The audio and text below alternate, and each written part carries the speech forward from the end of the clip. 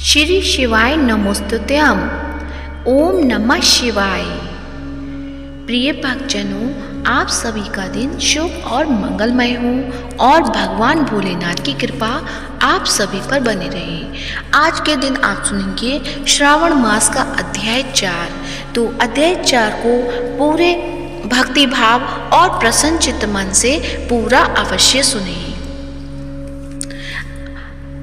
आज की अध्याय 4 में आपको सुनने को मिलेगा धारणा, पारणा, मासोपवास व्रत और रुद्र व्रति व्रत वर्णन में सुगंधा का आख्यान। ईश्वर बोले, हे सनत कुमार, अब मैं धारण पारण व्रत का वर्णन करूंगा। प्रतिपदा के दिन से आरंभ करके सर्वप्रथम पुण्य वाचन करना चाहिए। इसके बाद मेरी प्रसन्नता के लिए धारण पारण व्रत का संकल्प करना चाहिए। एक दिन धारण व्रत करें और दूसरे दिन पारण व्रत करें। धारण में उपवास तथा पारण में भोजन होता है। श्रावण मास के समाप्त होने पर सबसे पहले पुण्य वाचन कराना चाहिए।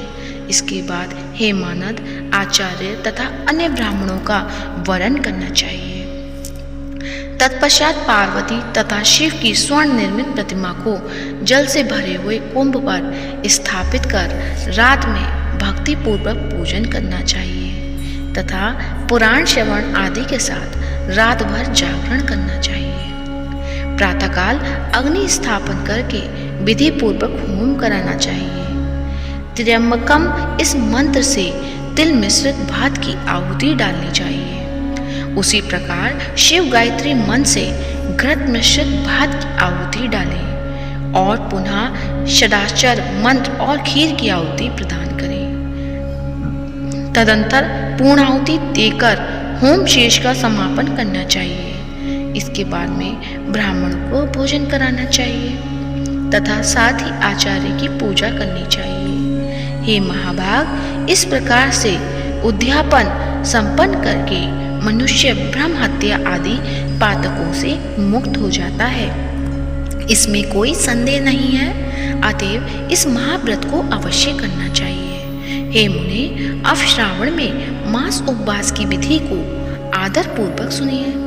प्रतिपदा के दिन प्रातःकाल इस व्रत का संकल्प करें। स्त्रियों या पुरुष मन तथा इंद्रियों को नियंत्रित करके इस व्रत को करें। अमावस्या तिथि को लोक का कल्याण करने वाले ब्रज ध्वज शंकर की अर्चना पूजा षोडश उपचारों से करें। तदंतर अपनी सामर्थ्य के अनुसार वस्त्र तथा अलंकार आदि से ब्राह्मणों का पूजन करें, उन्हें भोजन कराएं तथा प्रणाम करके विदा करें। इस प्रकार से किया गया मास उपवास व्रत मेरी प्रसन्नता कराने वाले होता है। हे सनत कुमार, मनुष्यों को सभी सिद्धियां प्रदान करने वाले लक्ष्य षट्स्या परिमित रुद्रव्रती व्रत के विधान को सावधान होकर सुनिए।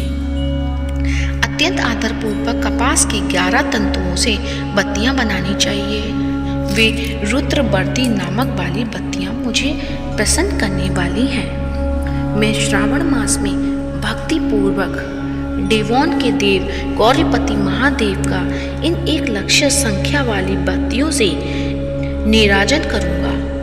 इस प्रकार श्रावण मास के प्रथम दिन विधि पूर्वक संकल्प करके महीने भर प्रतिदिन शिव जी का पूजन कर 1000 बत्तियों से नीराजन करें और अंतिम दिन 71,000 बत्तियों से नीराजन करें, अथवा प्रतिदिन 3000 बत्तियां आदर पूर्वक अर्पण करें और अंतिम दिन 13,000 बत्तियां समर्पित करें, अथवा एक ही दिन सभी 1,00,000 बत्तियों को मेरे समक्ष जलाएं।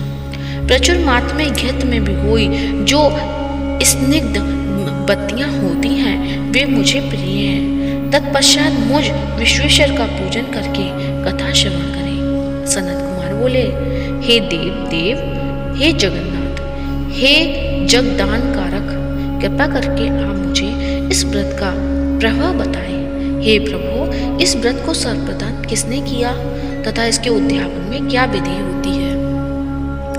ईश्वर बोले, हे ब्रह्मपुत्र, व्रतों में उत्तम इस रुद्रव्रती व्रत के विषय में सावधान होकर सुनिए। यह व्रत महापुण्य व्रत, सभी उपद्रवों का नाश करने वाला, प्रीति तथा सौभाग्य देने वाला, पुत्र पौत्र समृद्धि प्रदान करने वाला व्रत करने वाले के प्रति शंकर जी की प्रीति उत्पन्न करने वाला तथा परम पद शिव लोक को देने वाला, तीनों लोक में इस रुद्रवर्ती के समान कोई उत्तम व्रत नहीं है। इस संबंध में लोग यह प्राचीन दृष्टांत देते हैं। क्षिप्रा नदी के रम्य तट पर उज्जैनी नामक सुंदर नगरी थी। उस नगरी में सुगंधा नामक एक परम सुंदरी वीरांगना थी। उसने अपने साथ सत्संग के लिए अत्यंत दुस्सह शुक्ल निश्चित किया था। 100 स्वर्ण मुद्रा देकर सत्संग करने की शर्त राखी थी। उस सुगंधा ने युवकों तथा ब्राह्मणों को भ्रष्ट कर दिया था। उसने राजाओं तथा राजकुमारों को नग्न करके उनके आभूषण आदि लेकर उनका बहुत तिरस्कार किया था। इस प्रकार उस सुगंधा ने बहुत लोगों को लूटा था। उसके शरीर के सुगंध से कोस भर का स्थान सुगंधित रहता था। वह पृथ्वी तल पर रूप, लावण्य और कांति की मानो निवास स्थली थी। वह 6 रागों और 36 रागनियों के गायन में तथा उसकी अन्य बहुत से भेदों की भी गान क्रिया में अत्यंत कुशल थी। वह नृत्य में रंभा आदि देवांगनाओं को भी तिरस्कृत कर देती थी और अपने एक एक पग पर अपनी गति से हाथियों तथा हंसों का उपहास करती थी। किसी दिन वह सुगंधा कटाक्षों तथा भौं चालान के द्वारा काम बाणों को छोड़ती हुई क्रीड़ा करने के विचार से क्षिप्रा नदी के तट पर गई। उसने ऋषियों के द्वारा सेवित मनोरम नदी को देखा। वह कई विप्र ध्यान में लगे हुए थे तथा कई जप में लीन थे, कई शिवार्चन में रत थे तथा कई विष्णु के पूजन में तल्लीन थे। हे महामुनि, उसने उन प्राणियों के बीच विराजमान मुनि विशिष्ट को देखा। उनके दर्शन के प्रभाव से उनकी बुद्धि धर्म में प्रवृत्त हो गई। जीवन तथा विशेष रूप से विषयों से उनकी विरक्ति हो गई। वह अपना सिर झुकाकर बार बार मुनि को प्रणाम करके अपने पांव की निवृत्ति के लिए मुनि श्रेष्ठ विशिष्ट जी से कहने लगी। सुगंधा बोली, हे अनाथनाथ, हे विपेंद्र, हे सर्व विद्या विशारद, हे योगीश, मैंने बहुत से पाप किए हैं। अतः हे प्रभु, उन समस्त पापों के नाश के लिए मुझे उपाय बताइए। ईश्वर बोले, हे सनत कुमार, इस सुगंधा के इस प्रकार कहने पर वे दीन वत्सल मुनि वशिष्ठ अपने ज्ञान दृष्टि से उसके कर्मों को जानकर आदर पूर्वक कहने लगे। वशिष्ठ जी बोले, तुम सावधान होकर सुनो।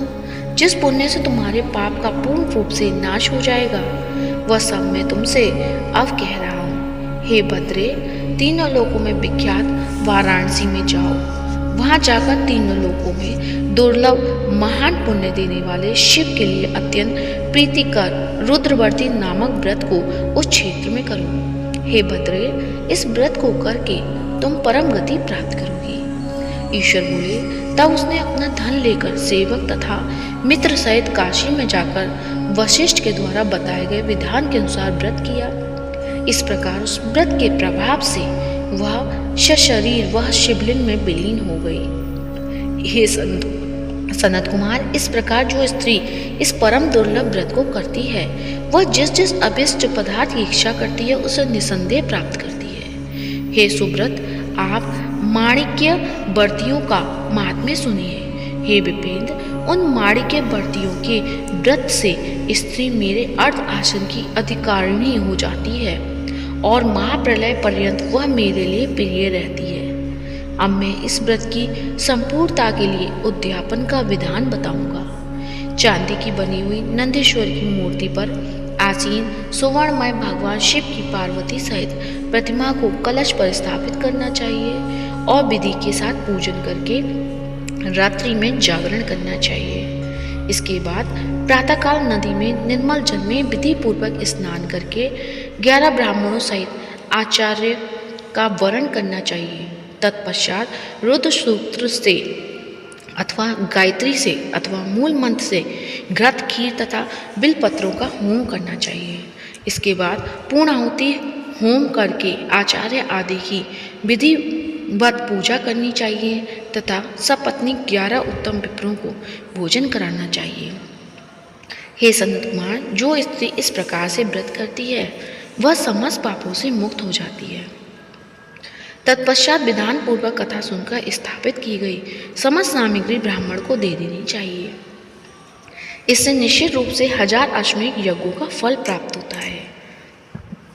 तो इस प्रकार से स्कंद पुराण के अंतर्गत ईश्वर सनत कुमार संवाद में श्रावण मास महात्म में धारणा पारणा मासोपास रुद्रवर्ती कथन नामक चौथा अध्याय पूर्ण हुआ। तो प्रेम से बोलिए भोलेनाथ बाबा की जय हो, उमापति महेश्वराय की जय हो। तो आइए अब सुनते हैं सावन के महीने में प्रतिदिन सुना जाने वाला श्री शिव चालीसा। तो प्रेम से बोलिए शंकर भगवान की जय हो। श्री गणेश गिरजा सुवन मंगल मूल सुजान, कहत अयोध्या दास तुम देहु अभय वरदान। जय गिरिजापति दीन दयाला, सदा करत संतन प्रतिपाला। भाल चंद्रमा सोहत नीके, कानन कुंडल नाग फनी के। अंग गौर शिर गंग बहाए, मुंड माल तन झार लगाए। वस्त्र खाल बागंबर सोहे, छवि को देख नाग मुनि मोहे। मैना मातु की है दुलारी, बाम अंग सोहत छवि न्यारी। कर त्रिशूल सोहत छवि भारी, करत सदा शत्रुघ्न क्षयकारी। नंदी गणेश सोहित है कैसे, सागर मध्य कमल हैं जैसे। कार्तिक श्याम और गणराऊं, या छवि को कही जात न काऊं। देवन जब ही चाहे पुकारा, तब ही दुख प्रभु आप निवारा। किया उपद्रव तारक भारी, देवन सब मिली तुम ही जुहारी। तुरत षडानन आप पठायूं, लवनी नेश महामारी गिरायूं। आप जलंधर असुर सहारा, सुयस तुम्हार विदित संसारा। त्रिपुरासुर सन युद्ध मचाई, सब ही कृपा कर लीन बचाई। किया तप ही भागीरथ भारी, पूरब प्रतिज्ञा तसु पुरारी। दानिन मह तुम सम को नाही, सेवक स्तुति करत सदाही। वेद नाम महिमा तब गाई, अगत अनादि वेद नहीं पाई। प्रकट उदधि बंधन में ज्वाला, जरा सुरासुर भय हो बिरहाला। कीन दया तह करी सहाई, नीलकंठ तब नाम कहाई। पूजन रामचंद्र जब कीना, जीत के लंक विभीषण दीना। सहस कमल में हो रहे धारी, कीना परीक्षा तब ही पुरारी। एक कमल प्रभु राख्यं जोई, कमल नयन पूजन चह सोई। कठिन भक्ति देखी प्रभु शंकर, भय प्रसन्न दिए इक्षित वर। जय जय जय अनंत अविनाशी, करत कृपा सबके घटवासी। दुष्ट सकल नित मोहि सतावे, भ्रमत रहे मोहि चैन न आवे। त्राहि त्राहि मैं नाथ पुकारो, यही अवसर मोहि आन उबारो। ले त्रिशूल शत्रुघ्न को मारो, संकट से मोहि आन उपारो। मातु पिता भ्राता सब कोई, संकट में पूछत नहीं कोई।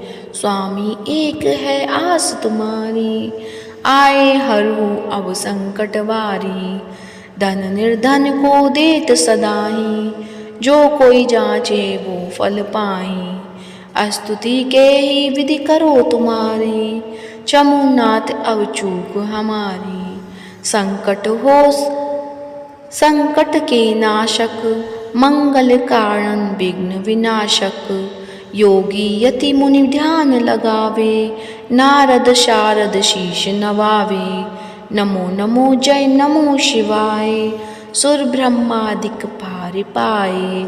जो यह पाठ करे मन लाई, तापर होते है शंभु सहाई। ऋनिया जो कोई हो अधिकारी, पाठ करे सो पावनहारी। पुत्रहीन कर इच्छा कोई, निश्चय शिव प्रसाद तेहि होई। पंडित त्रयोदशी को लावे, ध्यान पूर्वक होम करावे। त्रयोदशी व्रत करे हमेशा, तन नहीं ताके रहे कलेशा। धूप दीप नैवेद्य चढ़ावे, शंकर सम्मुख पाठ सुनावे। जन्म जन्म के पाप नसावे, अंतवास शिवपुर में पावे। कहे अयोध्या आस तुम्हारी, जानी सकल दुख हरहूँ हमारी। नित नेम कर पाठ प्रातः ही पाठ करो चालीसा। तुम मेरी मनोकामना पूर्ण करो जगदीश। मकसर छठी हेमंत ऋतु, संबत 64 जान। स्तुति चालीसा, शिव ही पूर्ण कीन कल्याण। तो प्रेम से बोलिए हर हर महादेव। उम्मीद करती हूँ आज की कथा अच्छी लगी होगी। कथा अच्छी लगी है तो वीडियो को लाइक करें, शेयर करें और कमेंट में हर हर महादेव अवश्य लिखें। और इस वीडियो को ज़्यादा से ज़्यादा शिव भक्तों को फॉरवर्ड करें। धन्यवाद।